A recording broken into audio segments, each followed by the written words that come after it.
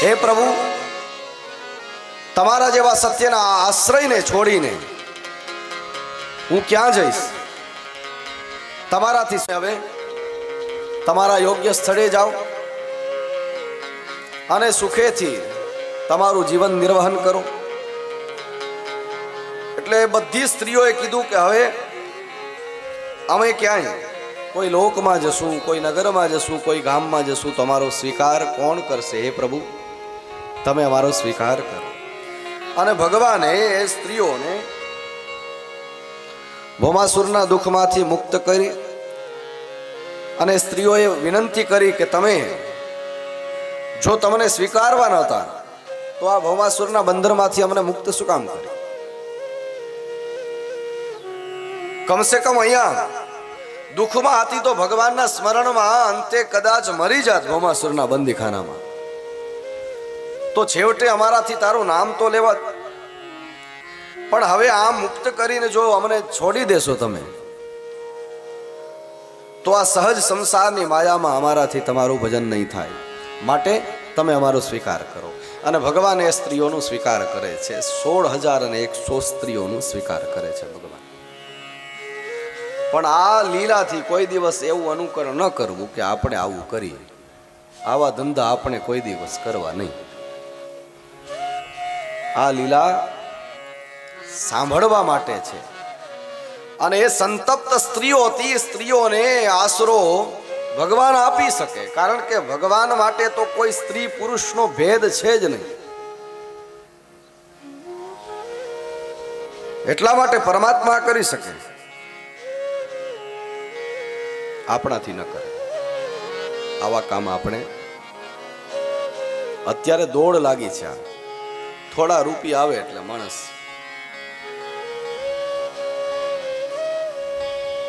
કુળ પરંપરાઓને છોડી દે, પોતાના વડીલોની મર્યાદા છોડી દે. એ જે વડીલોએ કોઈ દિવસ ગામમાં ઊંચી નજર ન કરી હોય, જે વડીલોએ પરમાત્મા ઠાકર પાસે જઈને રોજ પ્રાર્થના કરતા હોય કે હે ભગવાન, મારા વંશજો કોઈ એવા દુરાચારી ન થાય, મારા વંશજો કોઈ દિવસ એવા અસંસ્કારી ન થાય. એ વડીલો રોજ કૃષ્ણ પાસે જઈને પ્રાર્થના કરતા હોય. અને એ પ્રાર્થના કરવા વાળા વડીલોના સંતાનો જ્યારે આવું પાપ કરે ને, ત્યારે સ્વર્ગમાં કદાચ એ વડીલો હોય ને તો એ પણ સુખેથી જીવન જીવી શકતા નથી. કારણ કે જેના દીકરાઓ અસંસ્કારી થાય ને એના વડીલોને કોઈ દિવસ શાંતિ હોતી નથી. એટલે ભગવાનની આ લીલા છે એ શ્રવણીય છે, ગેય માટે છે, ગાવા માટે છે, સાંભળવા માટે છે. પણ આ લીલાનો કોઈ દિવસ અનુકરણ કોઈએ કરવું જોઈએ નહીં. નાવિકે તો કીધું એકનું પાલન નથી થતો. મહારાજ, તમારા પગ ધોવા દો, નહીતર આ મારી નાવ જો નારી થઈ જશે તો એક ઘરે છે એનું પાલન થતું નથી, ને આ બીજી નાવ નારી થઈ જશે તો એનું પાલન હું ક્યાં કરી શકીશ? ભગવાન, તે મને જે ગ્રસ્તાશ્રમ આપ્યો છે એનાથી હું પરમ સુખી છું. અને જેવા જેના યોગ છે, જેવા જેની કર્મની વ્યવસ્થા છે, તદ અનુસાર જે જે પાત્ર મળ્યો હોય એ પાત્ર આપણા કર્મ અનુસાર મળ્યો છે એને સ્વીકારી લેવું. બહુ દોડાદોડ સંસારમાં કરવી નહીં. બહુ આ સંસારમાં કોઈ પાત્રતા માટે બહુ મથામણ ન કરવી. કારણ કે જે કર્મ સંયોગે છે આ ભાવમાં એનો તિરસ્કાર કરશો તો પાછો બીજા ભાવમાં એ ઊભું હશે. કોઈ સ્ત્રી કોઈ પુરુષનો એમ તિરસ્કાર કરે કે આ નથી જોઈતો, એના માટે બીજા ભાવમાં એ જ ઊભો હોય પાછો. એટલે કર્મ સંયોગમાં કોઈને જતો ન કરી દેવો, તિરસ્કારિત ન કરવો. ભગવાને બધાને સ્વીકાર્યો છે. ગ્રહસ્થાશ્રમની ઉત્તમ વ્યવસ્થા એ છે કે પતિ પત્ની એકબીજાને અનુકૂળ ચાલે, અનુકૂળ વર્તન કરે. અનુકૂળ દાંપત્ય જીવન એ જ સુખનું પ્રતીક છે. ભગવાને પવિત્ર દાંપત્ય જીવનની મહિમા સંસાર સામે પ્રગટ કરી છે. શ્રી કૃષ્ણ રૂક્ષ્મણીનું સહજ સંવાદ એની કથા કહી છે. રૂક્ષ્મણીજીએ એક દિવસ સવારનો સમય બરાબર રૂક્ષ્મણીજી બેઠા છે, ભગવાનના સ્વરૂપને જોઈ પ્રસન્ન થાય છે, ભગવાન સામે હસે છે. ભગવાને કીધું દેવી શું કામ હસો છો? આ વાત જ્યારે રૂક્ષ્મણી અને તમારી શક્તિનું શું ગુણગાન ગાવું? બલિનામ અપી ઈશ્વર, તમે જે બળશાળી વ્યક્તિઓ છે એના પણ ઈશ્વર છો, એના પણ સ્વામી છો. એટલે હે પ્રભુ, તમને પરણીને તમારા સાથે વિવાહ કરીને મને કોઈ દુઃખ નથી. સહજ સંતાપ ભગવાને આપ્યો છે રૂક્ષ્મણીજીને, અને રૂક્ષ્મણીજી નારાજ થાય છે પણ ભગવાન એને મનાવે છે. સહજ કલહ ક્યારેક દાંપત્ય જીવનમાં પ્રેમની અનુભૂતિ કરાવે છે.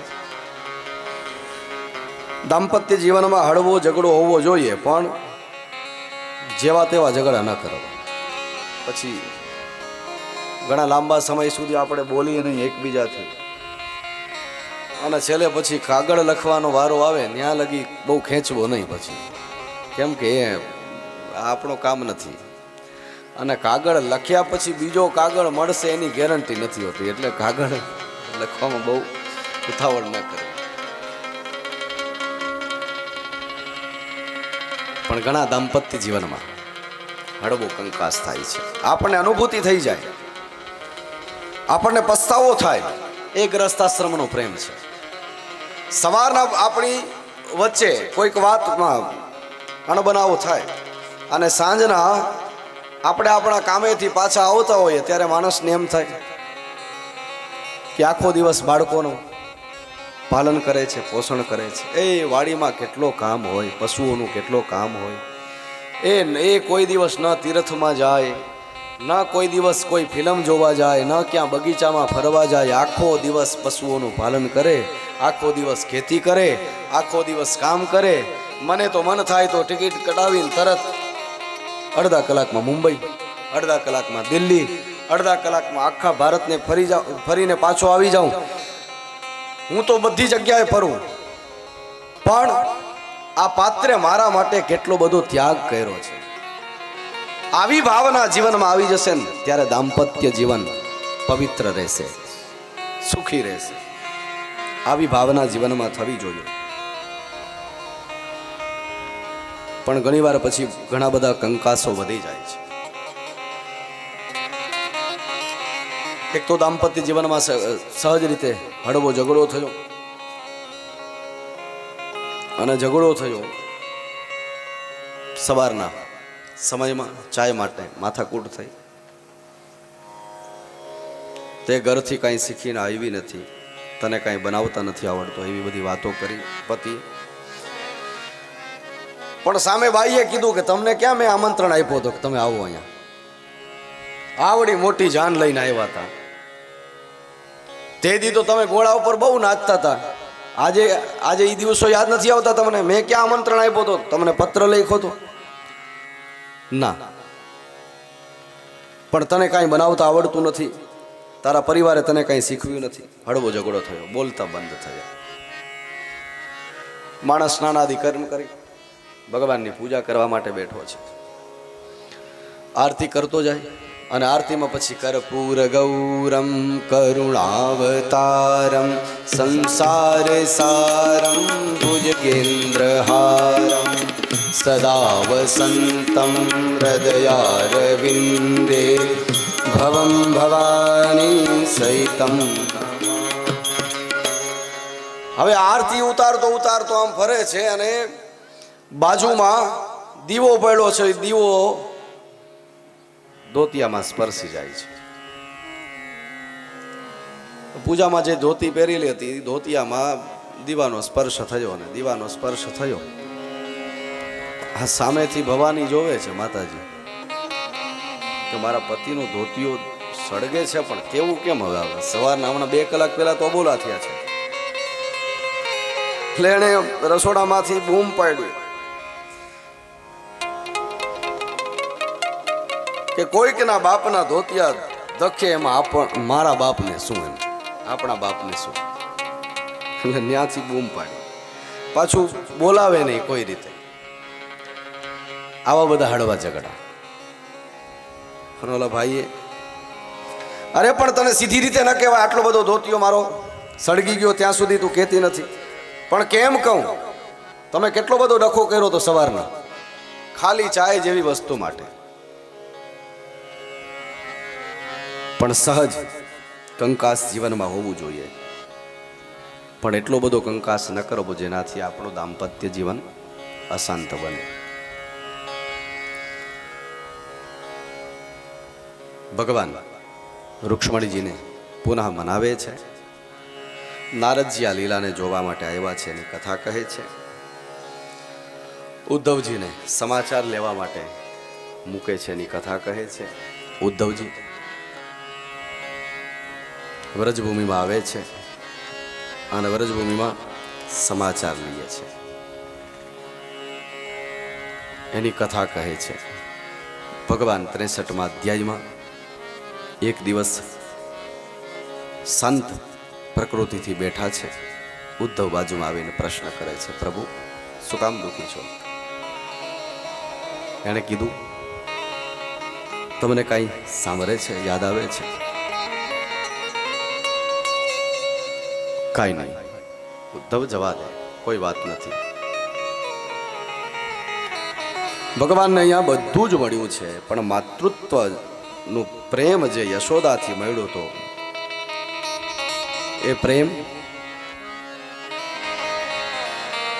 દ્વારકાપુરીમાં મળતું નથી. દ્વારકાપુરીમાં એ ભગવાન રાજાધિરાજ મહારાજ કૃષ્ણ પરમાત્માની જય હો, કૃષ્ણ પરમાત્માની જય હો, દ્વારકાનાથની જય હો એવું કહેવાવાળા માણસો ઘણા છે, પણ કાનો એ કનૈયા, એ કૃષ્ણ, હે લાલા એવું કહેવાવાળા કોઈ નથી.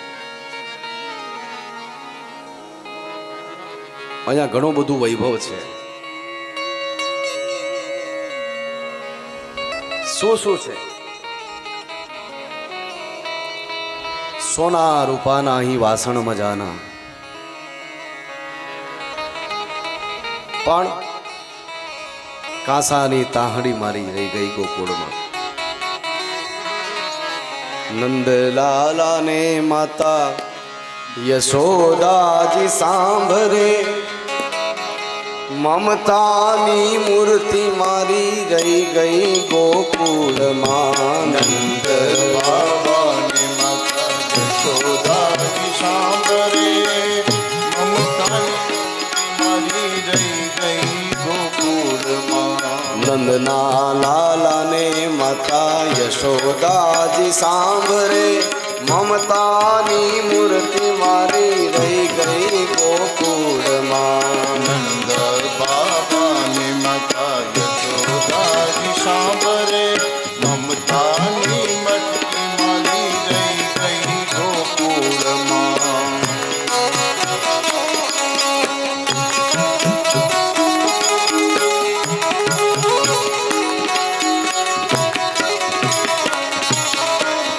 સોના રૂપાના અહીં વાસણ મજાના, સોના રૂપાના અહીં વાસણ મજાના, એ સોના રૂપાના અહીં વાસણ મજાના, સોના રૂપાના અહીં વાસણ મજાના.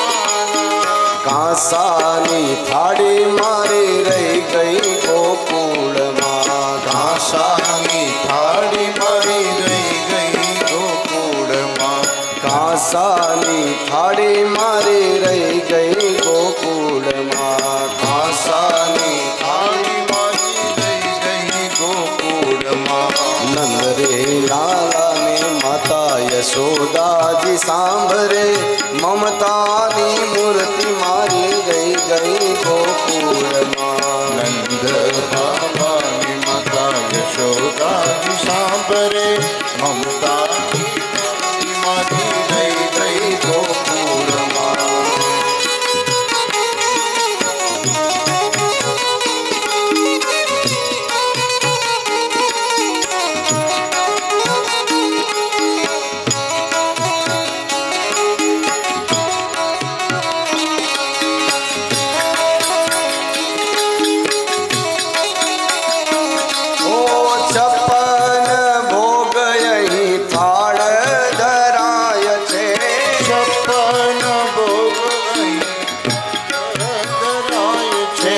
છપ્પન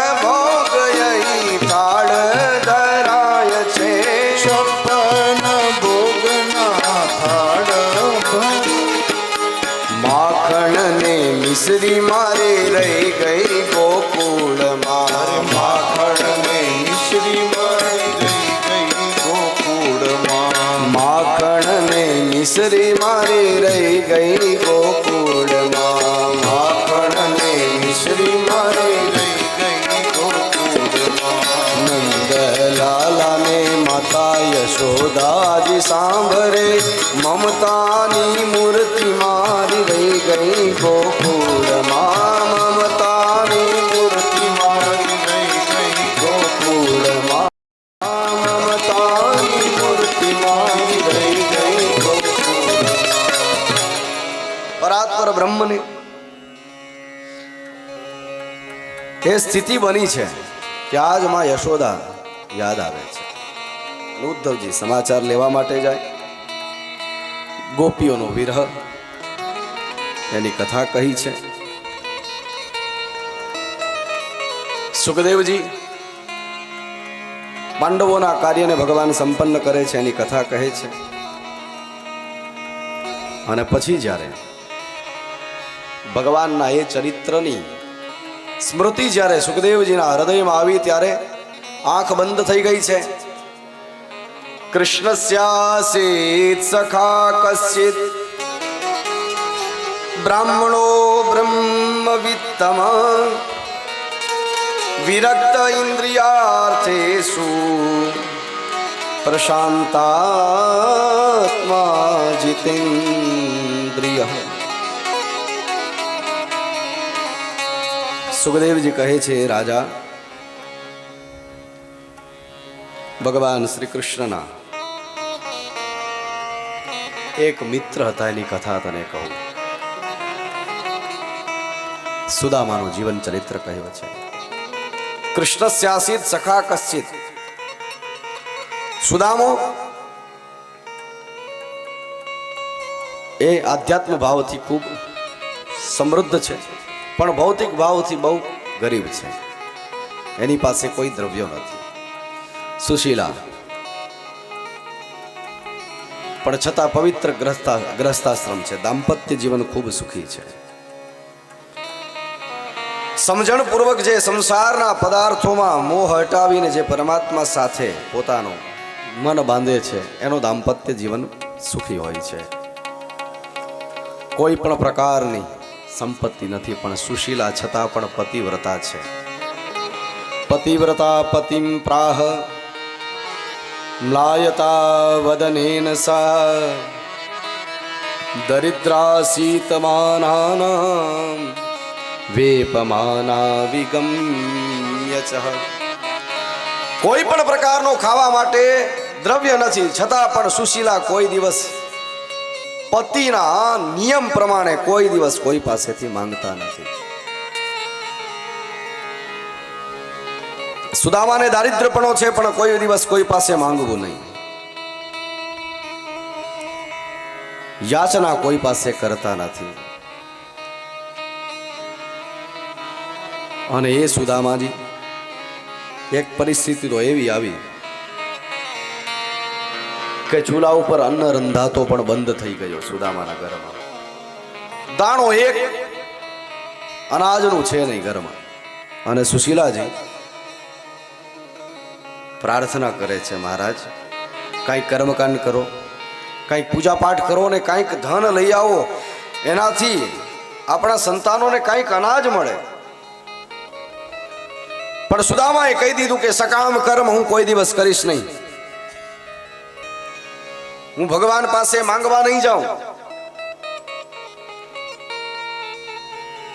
મને ખબર છે કે આપવા વાળો છે, પણ મારે એવું જીવન જીવવું છે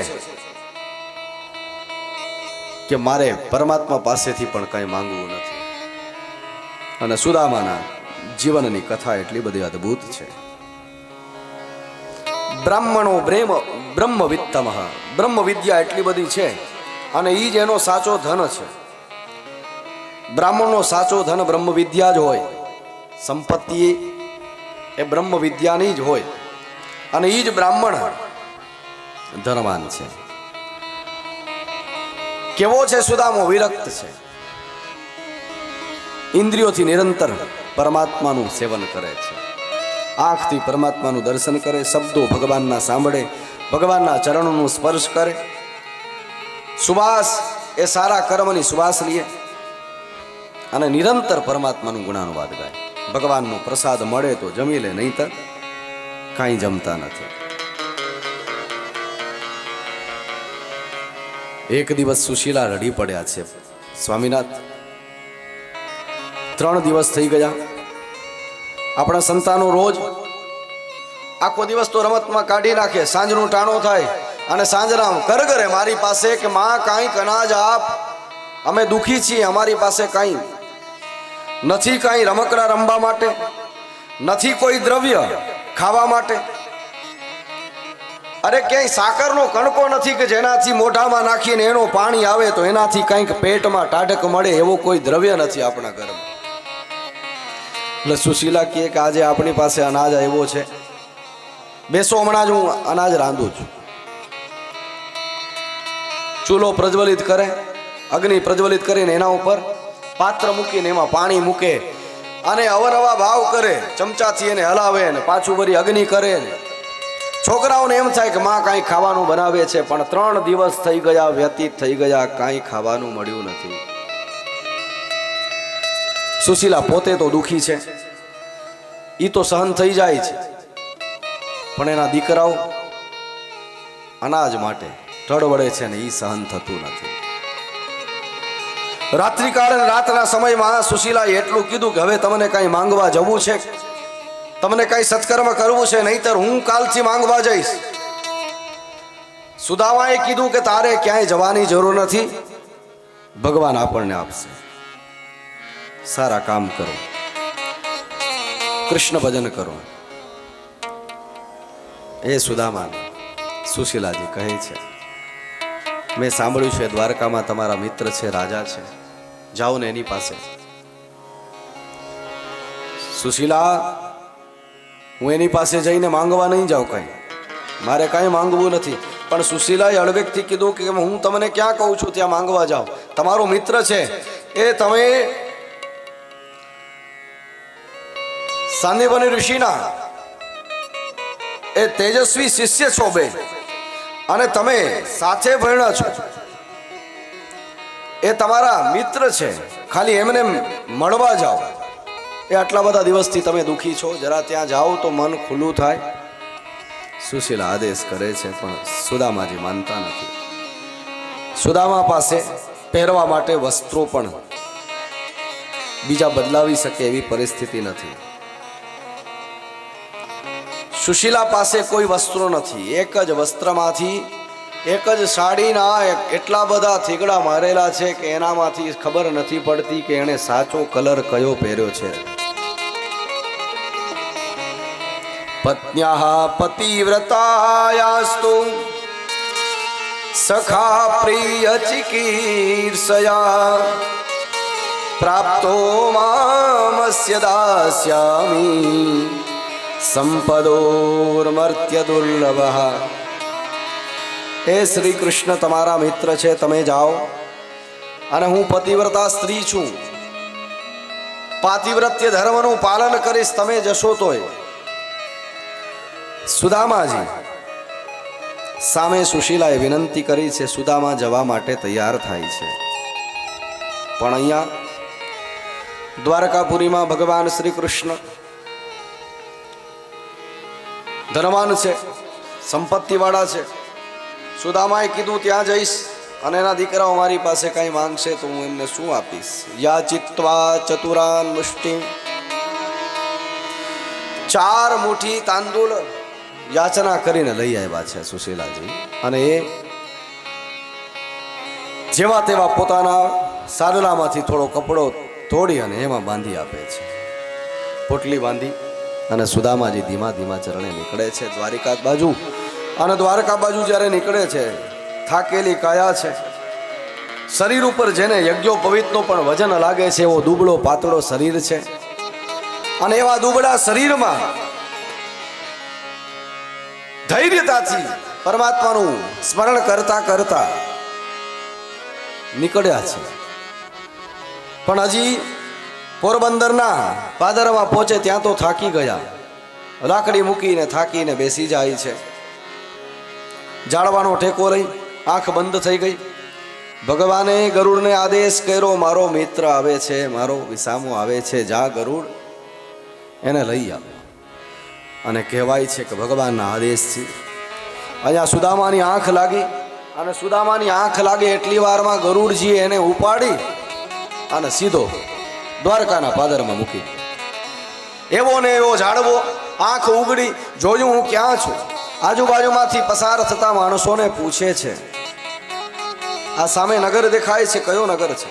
એ મહારાજ તમે દ્વારકામાં છો, નવા લાગો છો, અહીંયા પહેલી વાર આવ્યા છો? હા પહેલી વાર આવ્યો છું. ક્યાં જાઓ છો? એ કે અહીંયા મારો એક મિત્ર રહે છે, એને મળવા માટે જાઉં છું. નીકળે છે. આગળ જતા જતા દ્વારકાપુરીમાં પ્રવેશ કરીને સીધા દ્વાર પાસે આવે છે. દ્વારપાળોએ પૂછ્યું છે, કોણ છો?